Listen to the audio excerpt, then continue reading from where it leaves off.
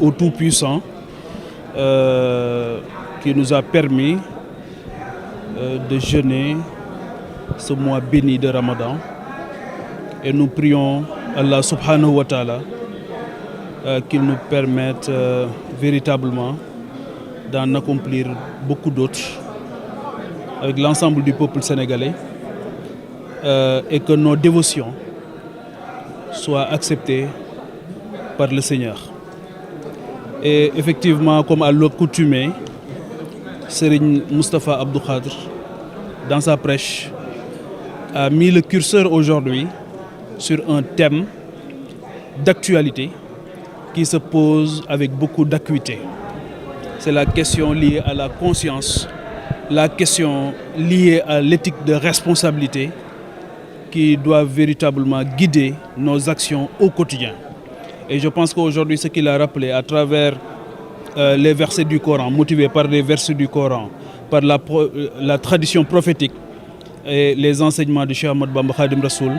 c'est de ne jamais s'éloigner à cette posture essentielle, d'avoir toujours cette posture vis-à-vis de notre conscience, quelles que soient les circonstances, quelle que soit la station, quel que soit le lieu, quelle que soit aussi la mission qui nous est confiée, de toujours, comme dirait un grand monsieur, ma conscience reste mon tribunal. Et à partir de ce moment, cette pression que l'on s'applique soi-même, véritablement peut nous guider à respecter la dignité de l'individu, mais à être en phase aussi avec cette culture de la redevabilité, de la responsabilité. Et je pense que c'est ça qui a été aujourd'hui rappelé de fort belle manière. Et c'est heureux d'avoir participé à ce grand moment. Et je prie qu'Allah subhanahu wa ta'ala puisse, comme je l'ai dit, accepter nos dévotions, mais qu'Allah subhanahu wa ta'ala prête longue vie à nos chefs religieux et à l'ensemble véritablement des concitoyennes et des concitoyens.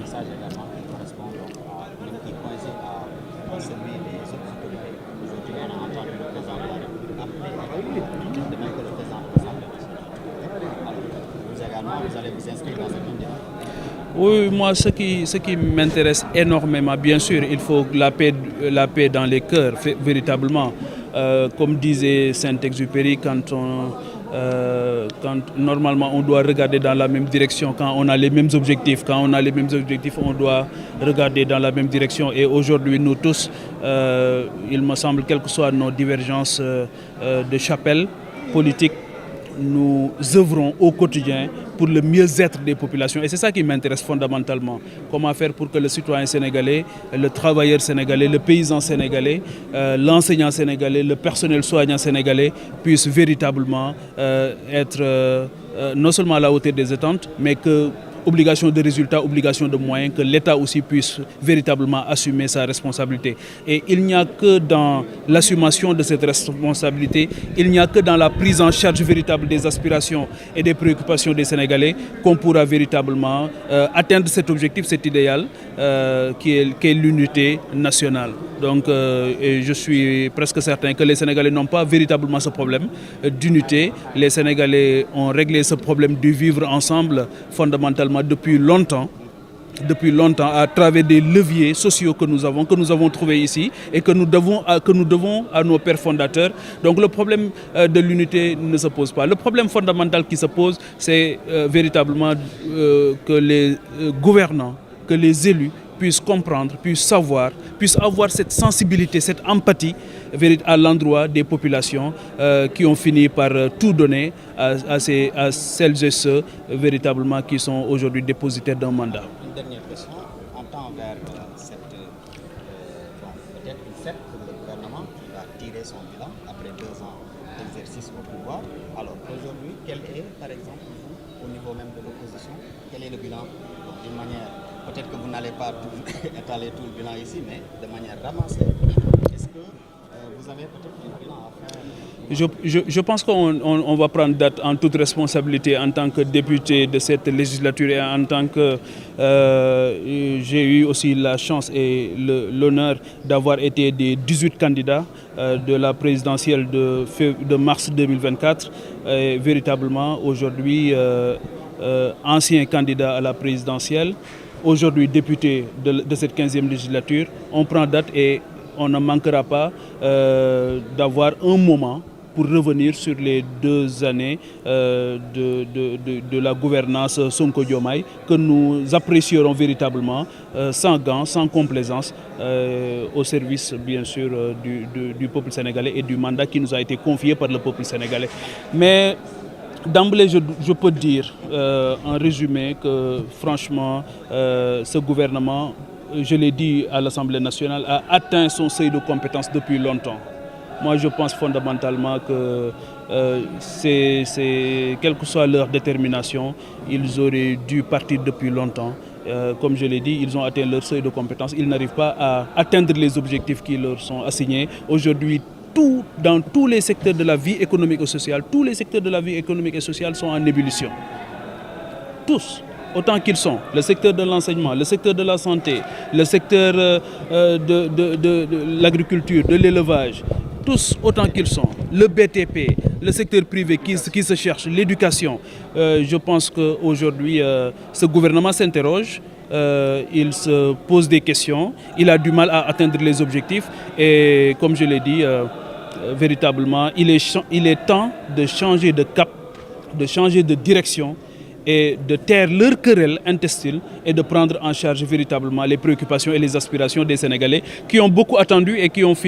comme je l'ai dit, qui ont tout donné à ce gouvernement. Déjà le 24 mars 2024, ils passent au premier tour. Au mois de novembre de la même année, on leur donne une majorité écrasante, entre guillemets, au figuré comme au propre d'ailleurs, parce que vous regardez tout ce qui se passe à l'Assemblée nationale. Et je pense que cette majorité parlementaire doit servir à quelque chose et cette majorité parlementaire aujourd'hui n'arrive ni à régler le problème de l'éducation, ni de la santé, ni du secteur primaire. Vous avez vu la campagne agricole catastrophique que nous avons vécue cette année. N'en parlons pas en ce qui concerne l'élevage et tous les autres corps sociaux. Je pense qu'il y a encore du chemin à faire et je leur demande de retrousser les manches, de se battre pour le peuple sénégalais qui est très stoïque, qui a beaucoup attendu, qui est très courageux, mais malheureusement qui a en face de lui un gouvernement qui manque de volonté et surtout comme passez-moi l'expression, le poisson pourri par la tête. Il me semble qu'aujourd'hui, ceux qui dirigent le gouvernement, ceux qui dirigent le pays ont un problème d'ambition, de direction et de volonté manifeste pour prendre en charge les préoccupations des Sénégalais. Et je ne vais pas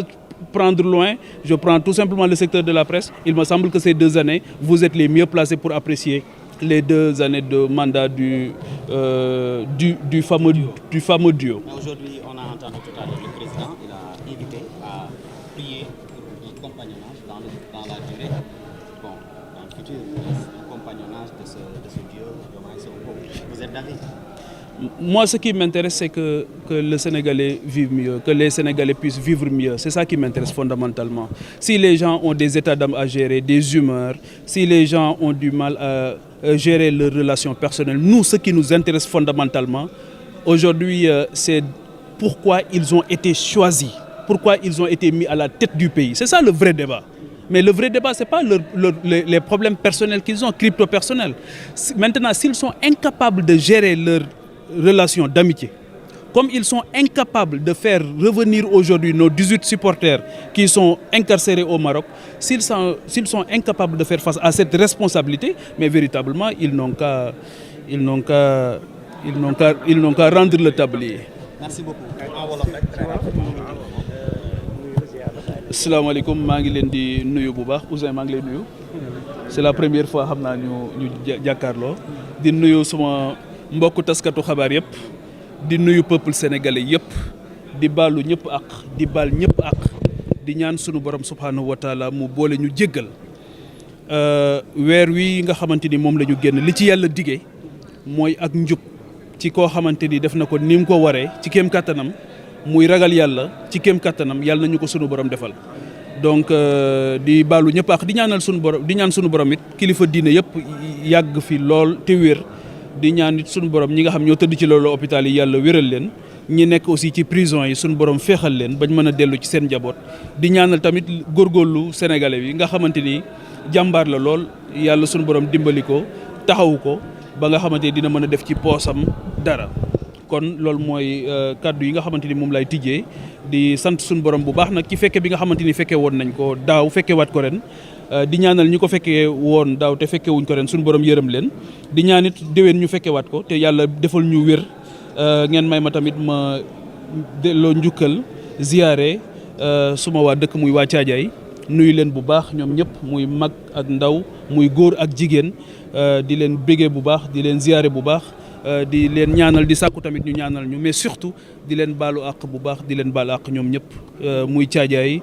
par extension Jegem bi yëpp et le département de Mbour. bi sànq yaa ngi doon teewlu li nga xamante ni moom mooy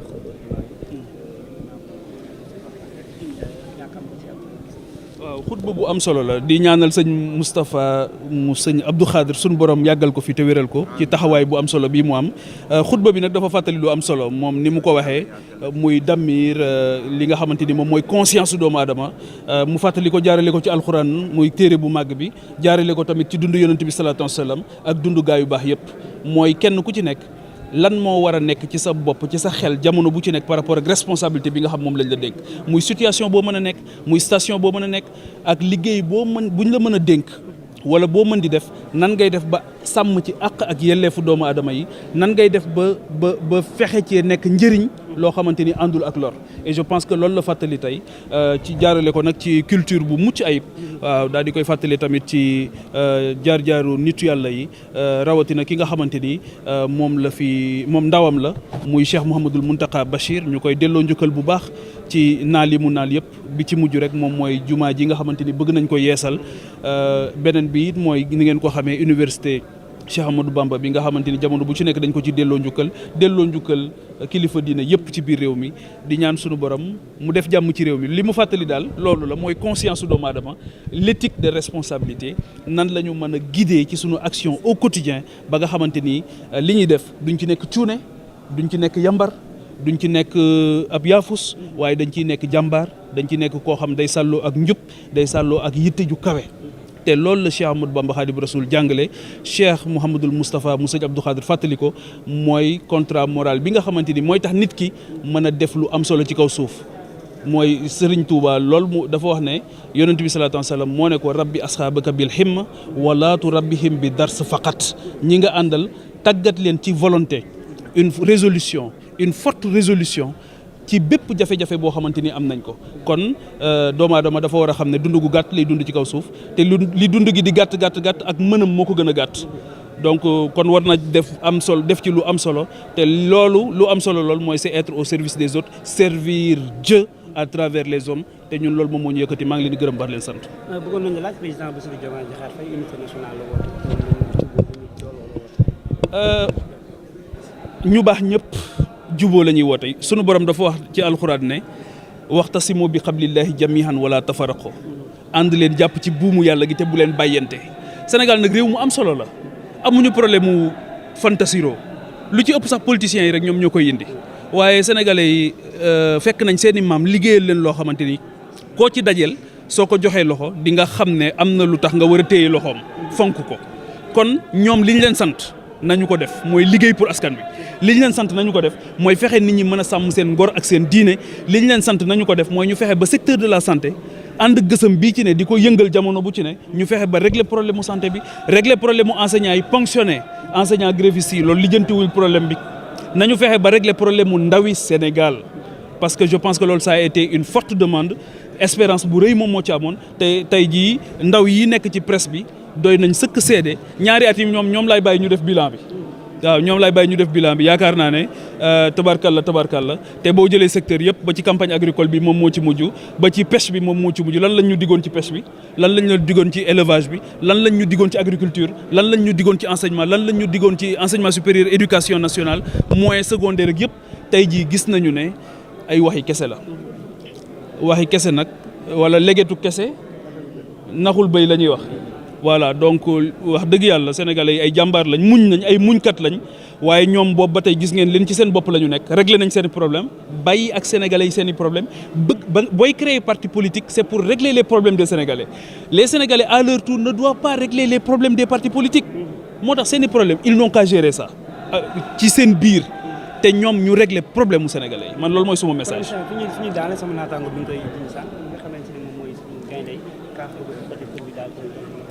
waaw foofu nag point bu ma ñor la lool ndax yàlla daf ma dimbali Cheikh ma dem ba Dangu Rufisque dem saafonte ak mbokk ak famille ñi nga xam ñoom lañ téye seeni doom fële ci Maroc.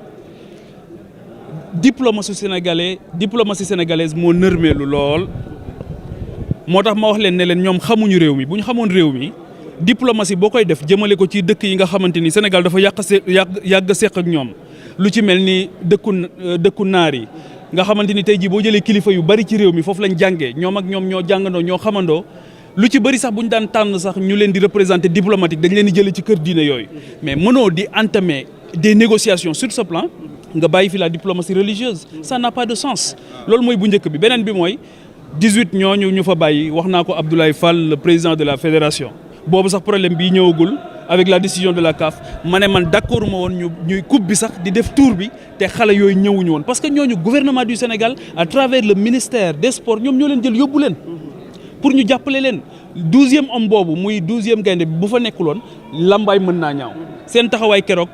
tax na yokk na doole gars yi ba pare am taxawaay bu am solo donc lu ne fàng kenn du ko jeex on a une diplomatie qui est totalement à terre et je pense que ne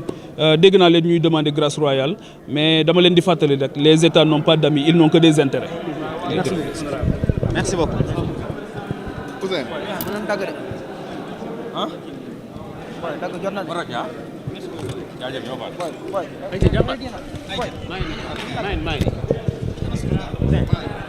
sa xarit a ngi nii sa xarit sama gaal. sa gaal sunu gaal sa gaal gaalu ñëpp la kii laa man ko sunu gaal gaalu ñëpp la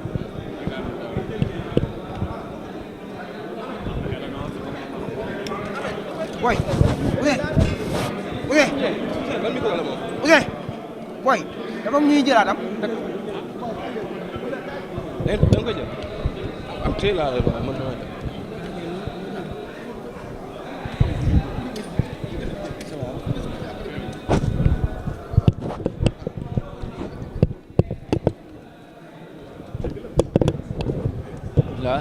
ginnaaw bu ñu la nuyoo xëy na sa réaction bu njëkk par rapport ak la nga xam te moo di d'abord ci feetu tey bi waaye itam li nga xam te moo di discours yi fi jot a jëp ba ci imam xutba bi nga xam te moom la daal di tenir devant les fidèles. asalaamaaleykum di ma présente d'abord man maay Bamba Kane responsable PDS bu Biscuiterie bon comme li may wax rek dañuy jël d'abord ci kaddu gi di ñaanal suñu sëriñ sëñ Mountakha Mbacké yàlla na ko yàgg tey wér di ñaanal lépp lu mu am ci yoon bi liggéey bi mu matale